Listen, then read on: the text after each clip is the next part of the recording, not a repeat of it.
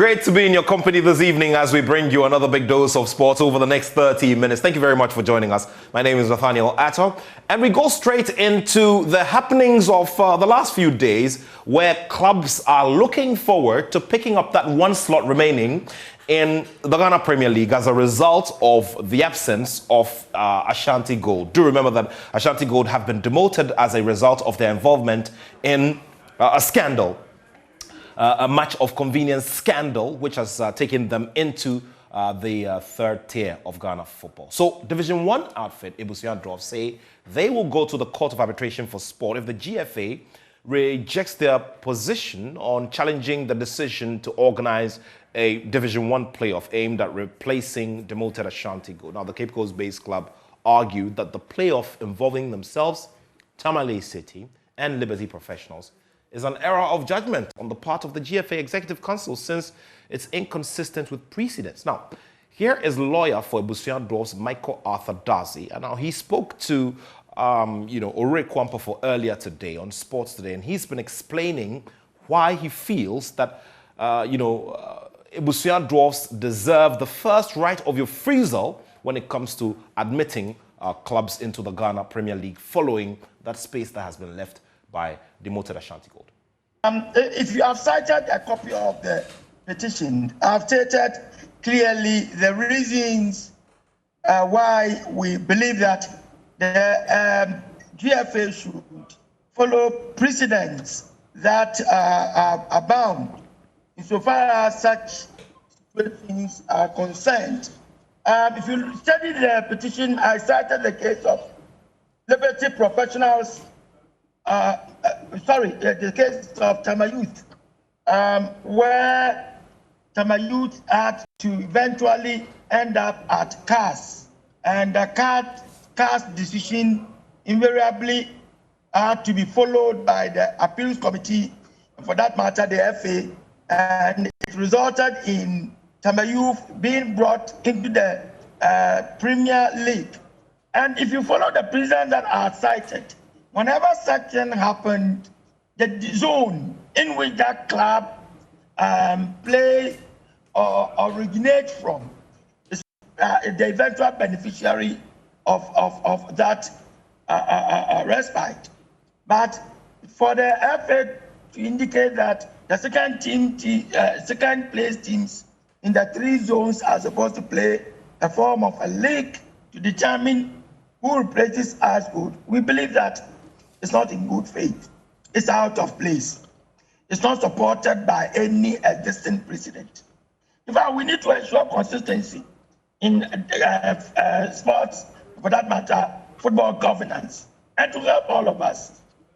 What avenues are you trying to explore, and will there be the possibility of even going to CAS if the Ghana Football Association doesn't budge? Yeah, we'll do that. We'll do that. We have given FA, it's our expectation that FA will sit down, look at the petition, and then whatever has to be done as much as and as early as possible to restore sanity into the system. We hope that they will do that. Anything short of that, we'll go to CAS. And I believe that we should avoid a situation where our local disciplinary committees, our local FA cannot deal with matters that are very, very simple to deal with, and allow parties to resort to CAS. That actually affects the credibility of the FA. So it's my expectation that the FA will do the needful. Well, very clear that this matter is nowhere close to ending, and of course it also gives us an indication that the Ghana Premier League and its start for the next season could be affected like some previous seasons ago. Well, let's also, look at the perspective of Tishman 11 Wonders, who are also unhappy with the GFA's decision to organize playoffs to replace Ashanti Gold. Now, they insist that Ashanti Gold's spot must be given to them on the pure basis that they finished above the three relegated sides. Now, they had a build-up of 40 points in the just ended Ghana Premier League season. Now, this is what it looks like. Now, Techiman 11 Wonders finished off with 40 points. And then West African Football Academy, WAFA, the closest to them, had 35 points. And then, of course, Elmina Sharks had 23. So a clear-cut 5-point difference between them and the West African Football Academy. So they feel that being the first side among the 3 sides that were relegated, they should get the opportunity. Well, Joy Sports' Razak Musbao has more on this subject. Following the Ghana Football Association's Executive Committee decision to replace Ashanti Gold with a playoff between 3 second-place clubs in Division 1 League, relegated Tetteh and 11 Wonders have filed a protest against the decision. The club believes they should be the ones to gain the advantage of moving up the league table after Ash Gold's demotion. In a statement addressed to the GFA, the club argues that Ash Gold had direct influence and impact on the 2021-2022 league table. Hence, the decision to demote Ash Gold should mean the automatic demotion of the club. The club further claimed that per the GFA regulations, specifically Article 7, Clause 2, only 3 Premier League clubs should be demoted and only 3 should be promoted from the first division. Therefore, it is illegal to demote 4 teams from the Premiership, likewise to promote 4 teams from the Division 1. Meanwhile, GFA's Communications Director Henry Asante-Chum insists that the demotion and relegation of a club are 2 different things and that the decision by the Executive Committee was taken in good faith. Let me quickly establish that being demoted is not the same as relegation. Relegation, as enshrined in the regulations of the FA, is that at the end of every season, the top team wins the competition and the bottom 3 clubs are relegated to whatever tier, depending on the competition. It cuts across Division 1, Premier League, Women's League, Division 2, across board. So when we finish the season, 11 Wonders, Elmina Sharks and WAFA were relegated. That is what is in the regulation, so we needed to respect that. But the Ash Gold thing, demotion is a punishment. So there is a difference between relegation and demotion. Now, when you are punishing a club, in this sense, Ash Gold and Inter Allies, the processes are not the same. So after considering all the factors available, there was no mention of who to replace Ash Gold in the verdict of the disciplinary committee and the appeals committee. So the powers now was in the hands of the Executive Council to take a decision. The Executive Council considered all the factors available, and in the end, they decided that the second place teams in Zone 1, 2, and 3 go into playoffs. The second place teams in this case are Tamale City, Ebusua Dwarfs, and then Liberty Professionals. We have officially communicated to the clubs, for which reason we came out public with the decision of the Executive Council. Well, definitely we're going to be following this story, and we'll be bringing you all the new angles to it, especially as clubs are threatening to take it all the way to the Court of Arbitration for Sport to seek redress. Let's switch it a little bit and talk about the National Paralympic team, which has arrived in Luton in the United Kingdom to fine-tune preparations for this year's Commonwealth Games, which comes off in Birmingham on July 28. Now, Ghana will compete in 2 disciplines. Now, Emmanuel Ni Tetteh Oku and Vida Entry will be competing in powerlifting, while Frederick Asso will be looking forward to winning medals in track cycling. Now, we'll be going over to Zoom now to have a conversation with para-weightlifter Emmanuel Ni Tetteh Oku, who's just settled down there in the UK. Ima, good to see you, and I hope your flight went well and you've settled down pretty good. Okay, can you unmute your microphone there for me, please? Sorry. Very well. So God being so good, it was quite good. It was really stressful, but all the same, we are here, and we thank God for that. Now, whenever you are making a projection to win medals in a competition, you also need to consider the strength of the opposition that you will be facing and the strength of fellow para-athletes who are coming in to also search for the same golden roses. What's your assessment of the kind of competition you're going to face? Okay, so some of the athletes I've already met before. I was here in 2020, last 2 years, and I won bronze medals. So I know few of them, there's no shaking. I'm here to do what I do best. Now, tell me generally how how preparations have gone. We do know that the national association or the local para sport association had to put in a lot of effort and push very hard at the level of the ministry to get you guys to participate in this competition. Now, psychologically, how have you tuned yourselves up for all of the big challenges that lie ahead of you? Because at the end of the day, once you are there, everybody wants you to perform and get to the top.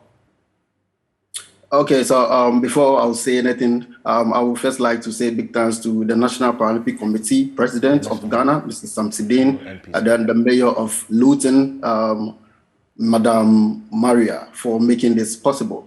Like I said, I'm already prepared, and my presidents have so much belief in me, my coaches, my teammates, and with their support, I'm forever ready for this competition. Tell me about your fellow para athletes. The two of them who are also, there's one of them within your competition, and there are, there's one other who's looking at doing great stuff in track cycling as well. Now, tell me about the conversations you guys have had amongst yourselves and how you're inspiring yourselves to get the job done. Yeah, so I'm here with Vida Entry, and we are really psyching ourselves. We are both ready for this. As you can see from the video, this was our first training section here in Luton.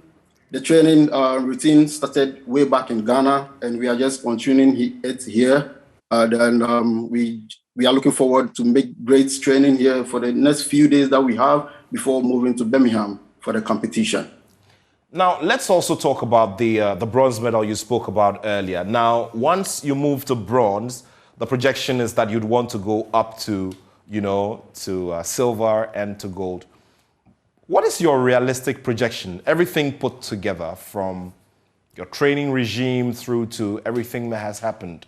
What is the realistic projection for you as you get ready for the games? Okay, so if you followed that competition, when I won the bronze, it was 168 kg that I did before winning that medal. Now, my maximum is more than that. So I believe there's something good and better than bronze going to come from Ghana Paralympic and from me, myself. Wow, interesting stuff there. Just before we wrap it up with you, what's the itinerary going to be like now that you're settled in there? What's the training regimen going to be like, especially as we're in the final days leading up to this competition? Yeah, so like I said, we've started special competition training routine from Ghana, and we are continuing it here in Luton, and we are going to do great.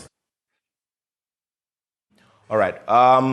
Thank you very much, and we'd like to wish you well. And once again, we'd like to say a big thumbs up to the president of the National Paralympic Committee, who's also the president of the African Paralympic Committee, Mr. Samson Dean. He has been very, very instrumental. He's been really pushing on the side of legislation and all of that to get things moving on the side of para sports. So let's wish you well, and let's hope that we'd have to interview you after getting a podium finish in one of the events.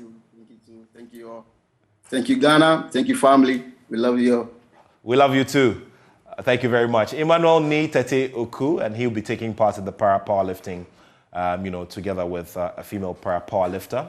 They're looking forward to making it big there at the Commonwealth Games. Well, let's switch back to some football now, because after spells in Serbia, China, and Croatia, and of course featuring for Ghana at the FIFA World Cup, ex-Ghana international Lee Addy is set to join Sule Ali Muntari and Samuel Inkom, and is making a return to the Ghana Premier League. There's more in this Joy Sports report put together by Joel Botte. Lee Addy is set to be announced by Bono-based club Brecum Chelsea on a 3-year deal. The 2011 Ghana Premier League champions are looking to compete for the 2022-2023 title, and the club believes that the former Black Stars player could lead them to excellence. On Sunday evening, the club teased fans on social media with the message of the announcement of a potential high-profile player, with fans of the club showing excitement. The defender, who was proclaimed being a fan of Accra-based club Hearts of Oak, was close to agreeing a deal with the FA Cup champions in 2021, but the deal fell off at the last minute. At that time, Costa Papic was in charge of Hearts of Oak. And then he wanted to use him because you remember Costa Papic coached, he's a Serbian. And then Addy played most of his games in Serbia. So he actually enjoyed his time with him here during Hearts of Oak preseason last season. But then the deal didn't go through. Addy has to stay home and prepare for another chance. But then there was only an option for him, that is to join Bekum Chelsea. The 32-year-old has already completed his medicals and will be waiting to join his new teammates for pre-season in the coming days.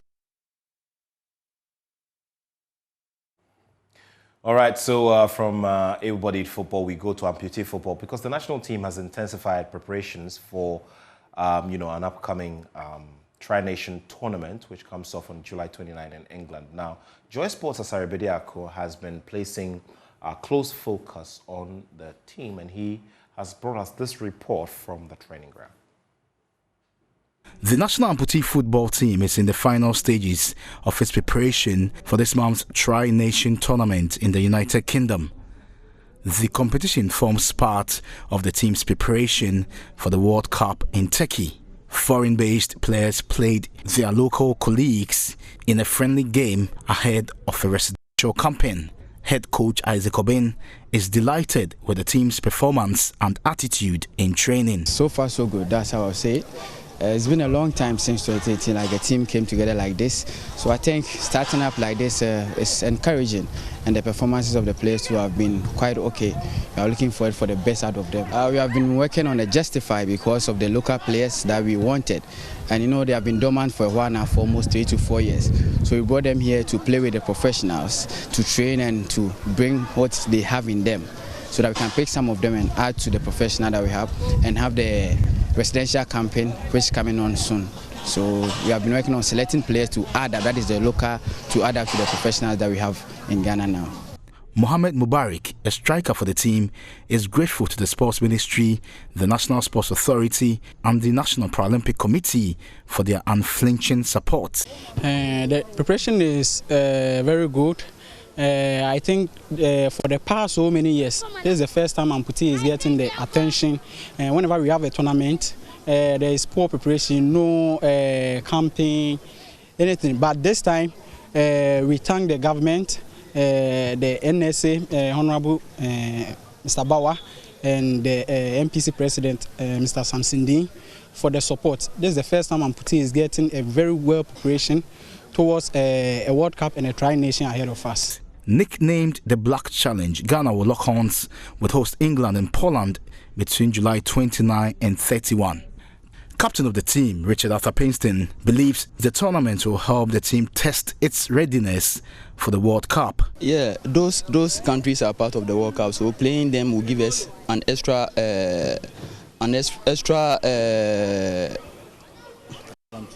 advantage and extra experience, so that whenever we meet them in the tournament proper, we know the best thing to do.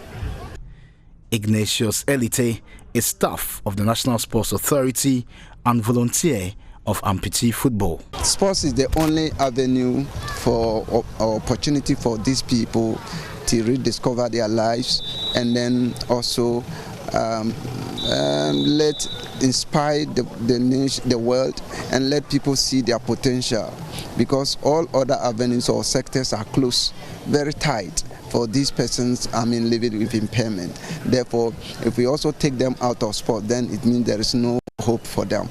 That's why the National Paralympic Committee, for that matter, the Ministry of Youth and Sports, and then the Sports Authority, we want to promote this sport so that they'll also find space for themselves in the society. Ghana won the 2021 amputee AFCON tournament after beating Liberia 3-2 in the finals.